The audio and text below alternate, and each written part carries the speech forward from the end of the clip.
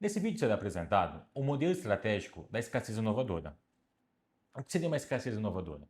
Seria quando a sua empresa tem limitações, restrições em alguns aspectos e você utiliza isso como uma força geradora de inovação e não como uma fraqueza que vai debilitar a longo prazo as suas operações. Para isso, eu vou dividir em três aspectos da escassez inovadora. A primeira análise vai ser a análise de escala.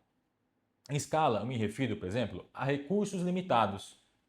Você pode falar assim, mas se eu tenho poucos recursos, como que isso pode ser uma força para mim? Porque isso vai gerar alto impacto quando você vê a falta de recursos como uma oportunidade e não uma limitação. Em qual sentido? Um exemplo fora do mundo de negócios, só que é bem ilustrativo. Quando você tem uma entidade que busca solucionar um problema e não tem as ferramentas, as máquinas necessárias, o que ela pode fazer? Ela pode desistir ou ela pode buscar alternativas de chegar na mesma solução, mas com outros métodos.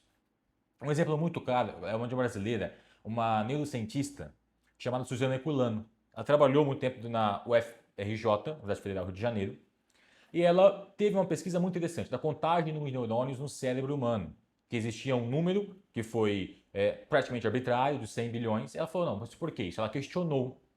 Só que na época, o centro de pesquisa da UFRJ não tinha os recursos que as universidades americanas tinham e acesso aos métodos caros que existiam naquela época para poder fazer algum tipo de contagem. Ela poderia muito bem abrir mão dessa pesquisa e falar, não, vou buscar outro tema. Mas ela fez o quê? Ela mudou o método. Ela foi lá e criou outra forma de contar os neurônios, a chamada sopa de neurônios. Não convém agora entrar nesse aspecto. Só que, a partir da falta de recursos, de equipamentos, ela foi lá e achou uma alternativa, que se demonstrou muito mais eficiente, uma vez que o custo era menor e conseguiu ter uma contagem muito mais precisa, chegando a uma cifra aproximadamente de 86 bilhões, não 100 bilhões de neurônios. A outra parte de imitação seria, por exemplo, equipes restritas, em escala. A minha empresa é pequena, não tenho muita mão de obra, não tenho muitos funcionários, falta recursos em departamentos. Você pode fazer o quê? Em vez de encontrar isso como uma restrição, você pode falar, não, eu vou alterar o meu método de trabalho, eu vou alterar meu pipeline de funcionamento. Nesse caso, eu vou adotar uma digitalização maior da minha empresa. Eu vou, atualmente, os agentes de IA. Não, eu vou mudar a forma que eu relaciono com o cliente. Então eu consigo pegar pessoas de departamento e colocar em outro departamento. Eu vou terceirizar alguma coisa. Ou seja, uma limitação gerou uma inovação local. Não foi uma inovação disruptiva ou uma inovação que mudou o paradigma do seu mercado. Não, mas uma inovação interna à sua empresa. E toda inovação que gera maior ganho que é o objetivo final da sua empresa, ganho, ela é muito bem-vinda. Nem toda inovação deve ser aquela coisa que vai fazer um filme ou uma série depois. Pode ser inovações pequenas, de rotina, de cultura, que vão gerar um impacto muito grande. Na escala, pode ser a questão do orçamento também. Se eu tenho um orçamento restrito, eu vou ter que buscar novos fornecedores, novos meios de manufatura, ou, no caso de uma indústria, no caso de um comércio, se o meu orçamento é restrito para poder ter esse material, eu posso buscar alternativas de aumentar o valor percebido pelo meu vendedor quando eu vou fazer a venda, entende? Ou seja, eu consigo aumentar meu ganho e, consequentemente, eu supro esse problema, em vez de simplesmente reclamar da limitação de orçamento que a sua empresa possui. Buscar novas alternativas à prática que já é consolidada. No outro aspecto, nós vamos trabalhar com o tempo. Como assim o tempo? A pressão do tempo é uma grande força motriz da inovação e da criatividade. Então, se eu tenho prazos restritos, eu vou buscar o quê? Vamos pegar uma manufatura. Se eu tenho que fazer uma entrega de 1.000 peças até a data de um mês, só que eu sei que eu consigo produzir 700 peças em um mês, eu posso quebrar o prazo, muitas vezes perder o contrato, perder a confiança, criar conflitos com o meu cliente, ou eu posso buscar alterar a planta de produção e aumentar a capacidade, ou terceirizar uma etapa, buscar agentes, stakeholders, que vão trabalhar junto comigo nessa entrega, entende? Criando uma inovação no meu sistema de negócio, uma inovação na minha comunidade, como é que eu faço a entrega. Então, lembramos, nem toda inovação é algo que vai ser um gênio, um ganhador de um prêmio Nobel. Além da questão do tempo, nós temos a experimentação rápida. Às vezes eu tenho que tomar uma decisão rápida, ou eu preciso sair de uma situação financeira delicada da minha empresa, só que eu não posso esperar um ano para poder fazer isso, ou um semestre inteiro para ter o próximo relatório de finanças. Então eu consigo fazer experimentações rápidas. Eu crio grupos da minha empresa com um tempo apertado. Ó, você tem uma verba X, você precisa achar um produto inovador para mim, um serviço que chama mais atenção, ou uma estratégia de marketing que eu consiga captar mais valor. Compreende? Então, o tempo, ele força a inovação. Se você não tem tempo, você não vai procrastinar, você elimina um multitarefa, por exemplo. Você vai buscar dar prioridade. E adaptação veloz. A mudança é a única coisa constante em todos os negócios. Se você achou que sua empresa está estável, você está equivocado. A mudança ela é presente sempre. Isso também é perceptível na escola de posicionamento. O que é a escola de posicionamento estratégico? É a participação de mercado. Qual que é uma grande vantagem, uma vantagem justa, que essa interpretação de corporação, da forma que ela se desenvolve, percebe? É o pioneirismo. Eu sou o primeiro a entrar no mercado. Se eu tenho eficiência e sou o primeiro, eu domino o mercado. Porque quem for entrar depois de mim vai ter que me bater. Não vai ter uma área ampla para poder trabalhar. Entende? Ou seja, se eu tenho pouco tempo, eu falo, tem que entrar rápido nesse mercado, eu consigo ter uma vantagem ali, desde que eu não abra mão de eficiência ou de muita eficiência no começo, até conseguir ter margens praticáveis, né? Só que a eficiência, se eu sou o primeiro e não ter eficiência, alguém vai chegar depois de mim com mais eficiência, vai fazer melhor do que eu, vai tomar meu lugar. Então devemos sempre buscar eficiência e também junto com o pioneirismo. E quanto ao espaço? Bom, o espaço eu acho que é o exemplo mais pragmático, mais ilustrativo de todos, mais palpável. Por quê? O dropship, não tenho estoque, eu poderia simplesmente falar assim, não consigo fornecer essa quantidade de produto para você, eu não tenho estoque. Mas eu posso o quê? Comprar direto e ser um intermediador da venda. Houve uma inovação no modelo de negócio tradicional que a fábrica vendia para um revendedor, que vendia para a loja, que depois ela ia vender para o cliente. Entendeu? Eu não quero fazer, eu sou o dono da fábrica. Então eu posso vender direto de como produtor para o consumidor, que é o modelo de negócio também. Então você está alterando seu modelo de negócio a partir do quê? De uma falta de capacidade de gerar estoque ou de uma falta de capacidade de construir lojas. Eu não tenho espaço para construir venda. Ou não tenho capital, voltando à parte de escala. Compreende? Ou também a parte de recursos escassos, não limitados. Recursos limitados que eu falei lá em cima. Escasso seria, por exemplo, eu trabalho com material que ele é muito difícil de se encontrar. Ele tem uma baixa extração, esse insumo. Então, o que você pode fazer? Buscar alternativas desse insumo, que claro, que não fique muito caro, entende? Só que você vai evitar ter que trabalhar com um recurso que é escasso, que limita o crescimento da sua empresa, buscando alternativas. Em vez de eu trabalhar às vezes com alumínio, eu trabalho com outra liga de aço, entendeu? Isso também é um exemplo da questão do espaço. Uma empresa, agora, vou falar de empresas. O Airbnb. O Airbnb não tem hotéis, mas é a maior rede hoteleira do mundo. O que ele fez? Ele inovou no sentido de que você tem sua casa, você tem um apartamento vago, uma chácara, um espaço de lazer, certo? Você aluga, eu intermedio, eu fico com uma parte, você fica com a outra. Ele bateu as grandes redes de hotel que eram conceituadas com essa estratégia simples. Percebe que não era muito complexo. Só que, o que ele fez? Ele não tinha espaço e a falta de espaço junto com a falta de a falta de aceitabilidade que os fundadores tiveram com a capacidade de reservar hotéis foi o que falou, não, pô, eu quero reservar um hotel, só que é muito difícil conseguir hotel onde eu tô. Então por que eu não posso me hospedar numa casa que está para alugar? Ou numa casa que tem alguém, isso aqui tem outra casa e não fica lá o tempo. Ele não fica lá, ele tem uma segunda casa, ele aluga para mim. Eu alugo por um tempo maior, às vezes eu quero ter uma estadia de negócios. Então aí surgiu o Airbnb. Ele não tem hotel, ou seja, questão de espaço, ele não tinha tanto terreno quanto também capital para aquele empreendimento desse tamanho. Só que um ano, praticamente, ele superou todas as grandes redes hoteleiras, entende? Bom, então podemos criar a partir disso, dessa questão do escala, tempo, espaço com a escassez, como fosse uma fórmula. Se eu tenho grandes aspirações, certo? Eu quero gerar um impacto, eu quero ter uma empresa grande, eu quero um faturamento X. Só que eu tenho recursos limitados, um tempo comprimido e também um espaço restrito, não necessariamente esses três fatores. Eu posso ter só as grandes aspirações, recursos limitados e ter uma disruptura, ter uma inovação. Ou eu posso ter mais de um desses, só conceituando todos. Eu vou ter o quê? Uma fórmula que eu souber conciliar as minhas aspirações com os meus recursos no tempo atual, eu tenho uma possível inovação. Entende? Então a escassez, ela deve ser entendida como um motor, não algo que é avesso. Nossa, eu não vou entrar nesse mercado, porque às vezes ele é muito pequeno. Só que às vezes eu posso, ou já estou no mercado muito pequeno, vou fechar minha empresa. Só que eu posso o quê? Alterar a forma que eu trabalho, ganhar margem, ampliar o público-alvo, tendo campanhas de marketing, ou expandir para outros mercados, ou atrair públicos que estariam nas periferias do seu mercado para o seu mercado a partir de um posicionamento diferente, certo? Então, eu tenho um desalinhamento entre recursos e aspiração.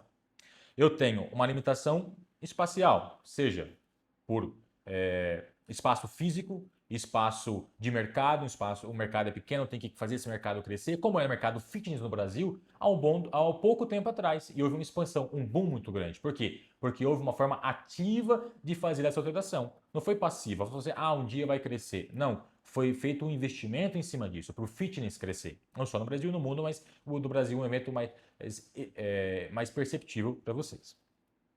E a questão de capacidade conciliar. Você não pode ter uma visão grande com recursos limitados, você falar assim, vou pegar um empréstimo absurdo para poder financiar a minha visão.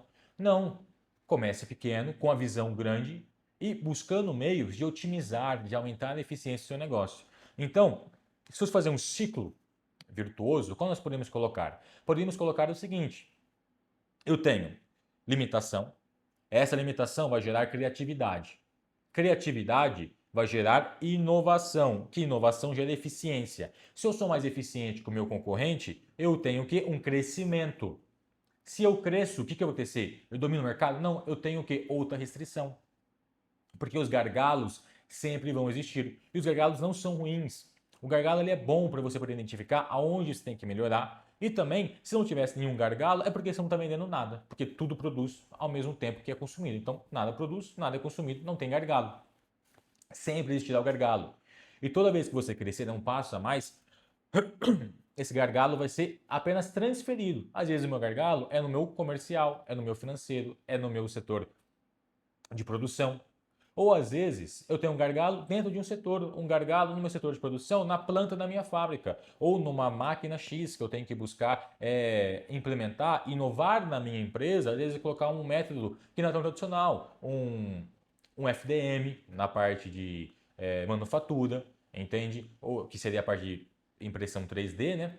Que seria a deposição por camada, FDM, ou a parte de resina. Eu poderia trabalhar com moldes injetáveis que eu não trabalho, entende? Na área do comércio, eu poderia criar campanhas para poder atrair outras pessoas interessadas no meu negócio. Nem sempre só o cliente é interessado no meu negócio. Às vezes, um profissional da área, por exemplo, eu vendo móveis.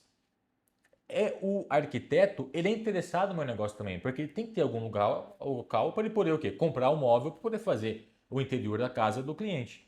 Então, se não tem esse local, o arquiteto não tem como construir o interior, fazer um interior harmonioso. Então, o arquiteto também tem interesse. Então, às vezes, em vez de fazer campanhas publicitárias que foquem só no cliente final, também trazer essas pessoas que trazem um cliente para o seu comércio, no caso dos móveis, na parte de arquitetura, no caso, se fosse um supermercado, você teria que identificar outras pessoas, os stakeholders, fugindo do setor de construção e do setor alimentício, o varejo, às vezes influencers, você pode pegar pessoas que se posicionam mais, entendeu? Que vai ter a sua roupa, ou eu vendo roupa esportiva, campanhas em academias, entendeu? Que seu público-alvo está lá. Mas, ou seja, você vê alguém fazendo dessa forma, você tem que analisar. Às vezes tem, mas você não faz. Então, lembrando, inovação ela tem várias escalas de inovação. Certo? E lembrando que, como eu falei, às vezes começar pequeno, porque menos é mais. E mais é diferente. É muito importante essa questão. Mais é diferente. Nem sempre mais é maior, mais é diferente. Então, tendo observado esse padrão, vamos para uma aplicação mais prática. Bom, falamos da Uber, falamos da Airbnb, Tem outras empresas como a Salt Airlines, da parte de aviação, que também teve essa questão de reduzir custos, fazer uma expansão de mercado e atuar nas linhas domésticas, que não tinha quase ninguém na atenção para linha doméstica. No Texas, era pouquíssimos os voos domésticos naquela época.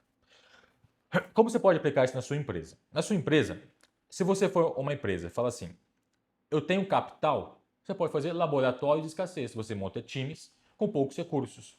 Ou pessoas para trabalhar com prazo curto. Pequenas equipes para resolver grandes problemas da sua empresa. Você fala, não sou grande, não tenho tantas pessoas assim, esse exemplo não é para mim. A minha empresa é pequena, ou a minha empresa já está numa escassez de recurso, uma escassez de tempo. Eu estou tenho muita demanda e pouca forma de entrega. Então, você é o seu próprio laboratório. Compreende? Você, estando na linha de frente da sua empresa, você consegue identificar, pô, se eu fizer essas etapas, vou colocar uma empresa de metalúrgica. Um serralheiro, por exemplo, trazendo para uma empresa mais mista entre produção e venda também na mesma empresa. Um serralheiro, pô, eu estou vendendo muito, mas estou entregando pouco. O que eu posso fazer? Eu posso investir em máquina? Eu posso mudar a forma que eu trabalho? Em vez de trabalhar nessas etapas, eu trabalho nessa outra. Eu posso criar peças pré-fabricadas no tempo ocioso? Qual que é o gargalo da minha empresa? Como que eu posso mudar a minha perspectiva, como que eu estou trabalhando hoje? Então o serralheiro ele pode falar, pô, o meu problema está no projeto. Então se eu conseguir adiantar o projeto, as pessoas já trazer o projeto, eu consegui um desconto na venda, ou eu consegui agilizar, implementando novas ferramentas para auxiliar o meu projetista. Ah não, está na minha mão de obra bruta mesmo, na hora de cortar o aço, fazer a solda e tudo mais. Como que eu posso fazer isso? Eu posso mudar a forma que eu faço, eu posso mudar a máquina, eu posso mudar o tipo de material. Ou seja, então isso seria uma empresa menor, você está na ponta, você tem que fazer essa experimentação e se perguntar, entende? Esse exemplo. Bom, os prazos, a questão de equipes pequenas, isso é fundamental, entendeu? Você força o quê? A eficiência na sua empresa. Certo? Então, vamos lá. O tempo cria uma pressão inovadora. O espaço força uma expansão conceitual. E a escala, ela faz com que uma grande visão tenha impacto a partir de pequenas coisas. Entende? Um outro exemplo de inovação, que você pode falar de inovação meio boba, é o parafuso Phillips. O parafuso Phillips, ele é aquele que é mais em xizinho, ele não é uma cruz certinha. Aí você fala assim, qual que é a diferença dele para o Fender ou para o outro? É que ele é programado na sua construção, no seu design, para espanar. Você fala, mas aonde isso é bom? Quando você estava naquele boom automotivo nos Estados Unidos, que a linha de montagem ela tinha que ser muito rápida, e você tinha um trabalho manual ali, o que acontecia? Os trabalhadores apertavam muito o parafuso e danificavam as peças, rachava, quebrava, amassava a peça, porque o parafuso não espanava. Aí o engenheiro, ele falou, não, o Phillips, por isso que é o nome, chave Phillips, parafuso Phillips, ele falou assim, não, e se, a hora que atingisse uma força suficiente para ele prender a peça, o meu parafuso cedesse a chave, em vez da peça ceder da força do parafuso? Foi criada a cabeça do parafuso Phillips. Foi uma inovação pequena, simples, mas que gerou um grande impacto no mundo dos negócios como todos. Parou o quê? A perca de material na linha de produção, parou o retrabalho. Você tinha um indicativo melhor para saber se estava bem apertado ou não, porque às vezes o cara parava antes, eu não quero quebrar a peça, eu paro antes e fica frouxo. Entende? Então, essa primeira parte, dessa questão da escassez inovadora, esse método estratégico para o seu negócio, vou ser feito uma segunda parte, alguns exemplos mais práticos, como eu citei a Southern Lines, o WhatsApp, a Tesla, sei lá, citada, entende? Mas só essa primeira conceituação, passando pelo quê? Pelos atributos mais teóricos, para poder aí sim dar um passo para a prática, entende? Então, agradeço a todos e espero a presença na segunda parte.